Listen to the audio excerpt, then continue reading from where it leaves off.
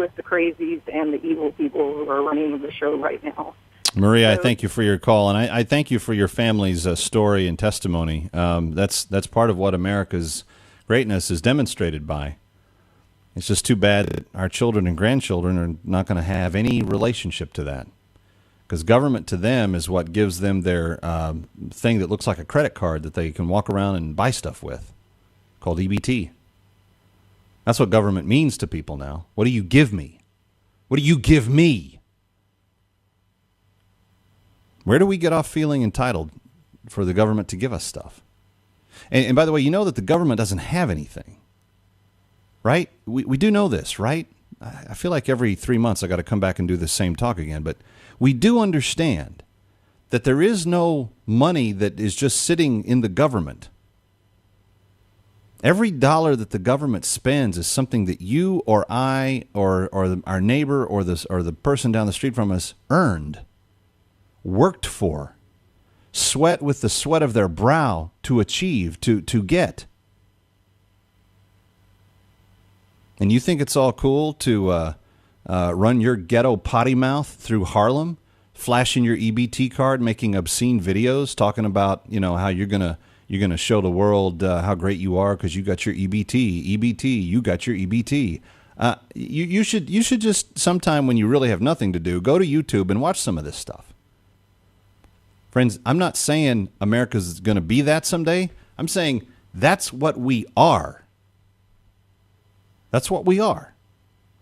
It may take longer to trickle into the middle of the country and some other places, but you will see. Everybody will drink of the drug that tells them they can get something for nothing.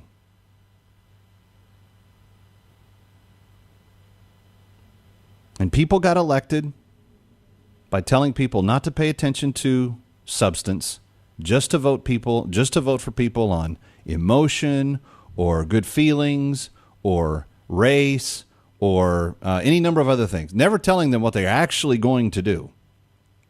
Never telling them what their actual intent was. They pretend they're one of them. And this is both parties. Mitch McConnell and John Boehner last night let us down. 888-589-8840. 888-589-8840. Let's go to Myra, also in Alabama. Hi, Myra. Welcome. You're on with Kevin McCullough on AFA Today. Oh, thank you, Jesus. Thank you, Lord. First of all, I thank God for all of y'all daily, me and my husband, and we pay it forward of everyone we can. Your program, The Truth, God's Truth, and everything truly going on. I don't know if you can hear my voice. Oh my goodness, I'm in such prayer and agreement of everything from all morning, but been talking and topics and everything. Oh my goodness. And I would like to add also, just like earlier, the president, he was on. Anyway, I'm trying prayerfully of wording, not of ugly words, Lord, that anyway, they are incapable of telling truth, period, and it's whatever benefits all of them, and come down to it, no one is worth salaries, and they want increases also. Lord forbid of any of them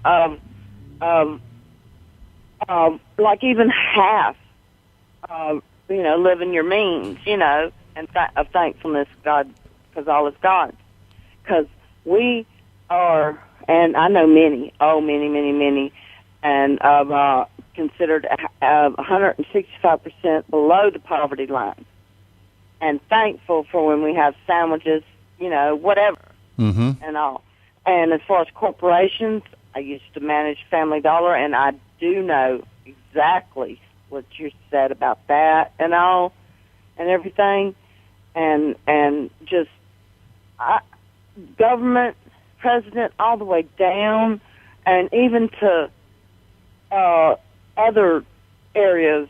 Honestly, No one is worth that much money, period. Football, baseball, movies, all that junk.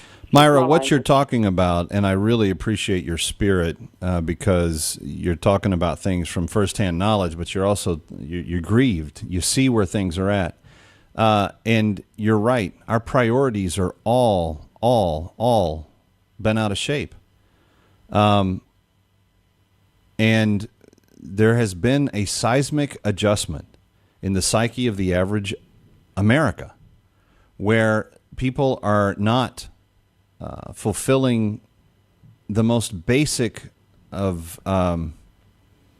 obligations to themselves on a daily basis.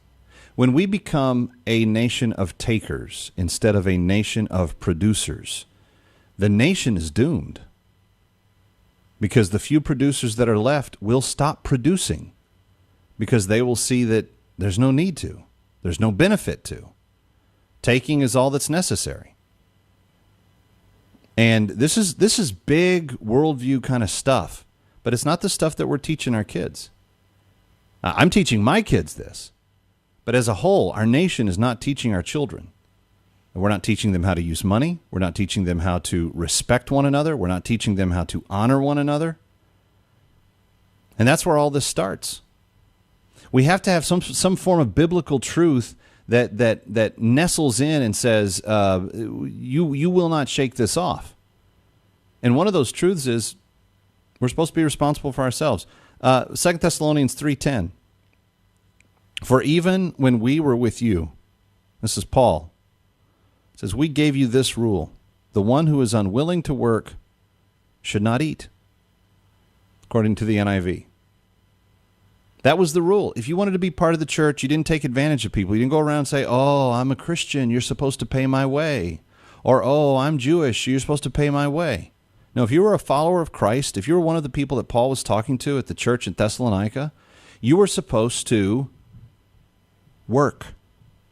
Work has dignity in and of itself. Work is good in and of itself. We've become a nation of takers. We want everything to be given to us. Sure, our politicians say, oh, it's just a little bit here, a little bit there. We start thinking we're owed all of it. Let's talk to Lisa in Texas. Hi, Lisa. You're on with Calvin McCullough on AFA Today. Glad you're with us. Hi, Kevin. I want to just thank you for taking my call. And sure. I just wanted to let you know that I was one of those, I was like you last night. I was on the internet after the vote, and I wanted to see if my congressman voted for raising the debt ceiling, and luckily he didn't. I did call him and thanked him for doing that. Good for you. And I also am very proud and very pleased to live in the great state where Senator Ted Cruz lives. And I was one of those Tea Party people. I was a person who didn't really get involved, but I felt like that when he was running for the U.S. Senate seat in the state of Texas, he was fighting for a seat that would have probably gone to a GOP lifer, elitist. Right. And my husband and I decided that, you know, it's time for a change. And we got out and we held our sign, took our grandson, and believed in it. And I have to say, he's the cutest thing in the whole world, and he's the reason why we do this. Mm-hmm. I get that. My great-great-great-great-grandfather immigrated from Germany and came to this country as an indentured servant and fought in the Revolutionary War. I don't say that to brag or boast. It just makes me very proud. I grasp that. And to know that I have a grandson, and we come from a family of military service people, and I just cannot fathom why people are not morally outraged with this president. You know, it's funny. Thank you, Lisa, and thank you for everything that you said about your family service, about Senator Cruz, about AFA, everything that you said. I could not agree with you more. But I had that same frustration last night. I'm sitting there on my sofa getting the updates. I didn't really want to disturb the lovely bride. She was working on, we have a family member who's getting married, and she was communicating back and forth and working on some things that are important to our family, and she stays very well informed. So I knew she would read up today and get up to speed and stuff. I just didn't want to like bum her out for the evening. But here you have 81 senators who felt it necessary to make sure that Obamacare gets shoved down on us. Do they really represent our wishes? We're the ones that hired them. But only 13% of Americans think that Obamacare is the right direction for the country. They work for us. I wrote this on Facebook. They work for us. There's something here that we're not communicating, or we're getting lazy, or we're not. There's something going on that, because how do you hire somebody and have them working for you, and you allow them to just disrespect you and not pay any attention, and then, you know what I'm saying?